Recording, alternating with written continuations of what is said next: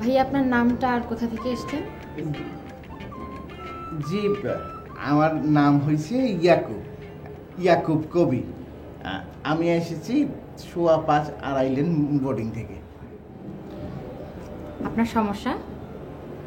জি, সেটা তো বলতে পারবো না। তাহলে আপনি এসেছেন কেন? না মানে হয়েছে কি, মানে মানে আমার যেখানে যাওয়ার কথা ছিল আমি সেখানে কখনো যাইতে পারিনি। হ্যাঁ, তো আজকে একেবারে জায়গা মতো নিজেকে প্লেস করে নিয়েছি। মেহরবানি, আপনার কি হয়? আচ্ছা, আমি কি গোয়েন্দা অফিসে এসেছি নাকি জ্যোতিষী অফিসে এসেছি? আবার কি নিজেকে ভুল জায়গায় প্লেস করলাম? না না, আপনি একদম জায়গা মতোই প্লেস হয়েছেন। বললেন না তো।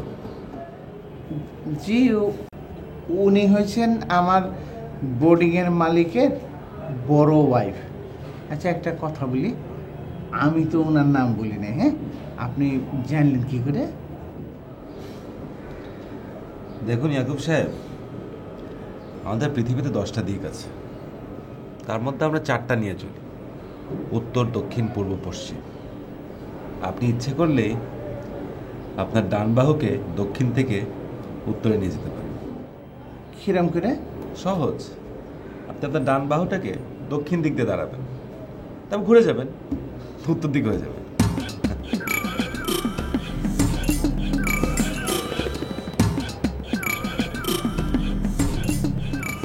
ঠিকই বলেছেন তো। মেহেরবানুকে চেনা আরো সহজ। মানে তাই তো। 4:15 লেন বোর্ডিংয়ের সমস্যা? জি, সমস্যা। সমস্যার কথা বলুন, পছন্দ হলে আমরা কেস নিব। আপনাদের পেমেন্ট পছন্দ হলে বলা হবে। আপনি শুরু করুন। কি সমস্যা? ও হ্যাঁ, বলছি, হয়েছে কি, আবু আবুল না, মনে করেন যে আয়টা একটু ফর্মে কম করে লিখবে। ও, এটা তো বুঝলাম ভাই, কিন্তু আয়ের থেকে যদি ব্যয় বেশি হয় তাহলে কেমন করে কি? আহা, বেশি হলে ক্ষতি নেই। তুমি ঋণগ্রস্ত মানুষকে কেউ ঘাটায় না।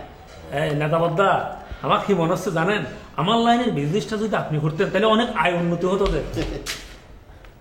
এখানে মানুষকে কি বলে? এই এক চটকানা দিয়ে তোমার সব কটা দাঁত আমি ফেলে দেব। সারা জীবন আমি মানুষের জন্যে আমাকে উৎসর্গ করে দিয়েছি, আর তুমি বলছো মানুষকে? বস, আপনি গেলে মানুষ চলেন কোথায়? আরেকজন মানুষের কাছে। আরেকজন মানুষের কাছে? আমার কি সৌভাগ্য, মানুষের জন্য মানুষ। চলো, কোথায়? এই দত্ত, কোথায় যেতে? দাঁড়াও, জুতোটা পরে নেই, জুতোটা পরে নেই। চলো, কোন মানুষের কাছে যেতে হবে? আসেন আসেন। আর তো মানুষ না। খবরটা কি এটা কি? কি আমাকে দেখে কি মানুষ মনে হয় না?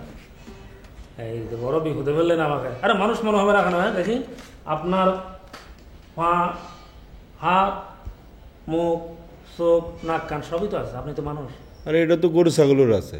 আচ্ছা হারান, আমি আপনাকে আরেকটা টেস্ট করে দিই। হ্যাঁ, আপনাকে একটু সুসুরি দিয়ে দেখি তো। আরে কি যে বলেন বোধা, হ্যাঁ আপনার সুসুরি আছে, আপনি তো মানুষ। হ্যাঁ ভাই, আপনি তো আমাকে বিপদে ফেলাই দিলেন, বুঝছেন? মানুষ হওয়ার অনেক জ্বালা। হ্যাঁ বদ্দা, আরে সেটা তো আমি আপনার চোখ দেখে বুঝেছি। আপনার চোখটা কেমন যেন একটু গোলা গোলা লাগতেছে আমার কাছে। এটা আপনি কি কর?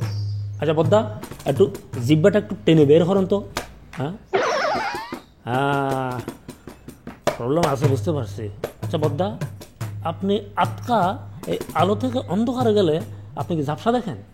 হ্যাঁ লাগে তো। আর একটা কথা, ও আপনি এই অনেকক্ষণ বসে থাকার পরে তারপরে যখন দাঁড়ান তখন কি আপনার মাথা ঘোরে? হ্যাঁ ঘোরে। হ্যাঁ, তো বুঝতে পেরেছি। আপনার এই রোগের নাম হলো ঝাপসা রোগ। ভাই তাহলে আমার কেবা করে কি হবো? না, কোনো প্রবলেম না, ওই নজরে প্রবলেম হবে আর কি, ওই একটু উল্টা পাল্টা দেখবেন আর কি।